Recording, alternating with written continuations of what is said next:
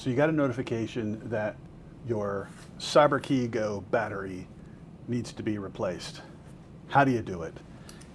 Well, this has a replaceable battery, and you access it from the top here, manipulating these little nibs. So what I do is I'll actually just use a regular key, and I will press in on one side, try to get that in, yep.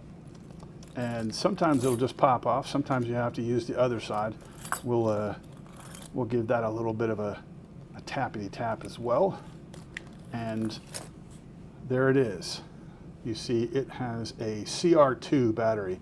I find that the easiest way to get this battery out, because there are actually springs on both sides, to go with the negative end, the flat end.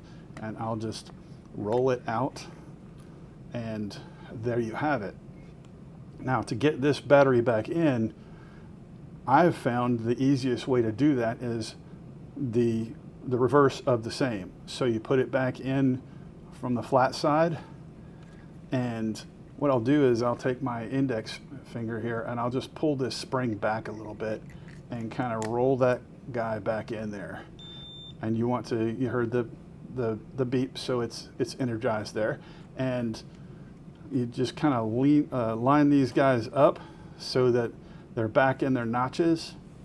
And then same with the top, and it goes either way. There's no specific way it has to be, but you want to get that into the first notch, and then on the other side, you can either use the end of your finger or you might have to use a key, but you want to just kind of press it on there. You heard it, I don't know if you heard that click, but when you press it on there and it seats, you want to make sure it's seated on both sides, and there you go.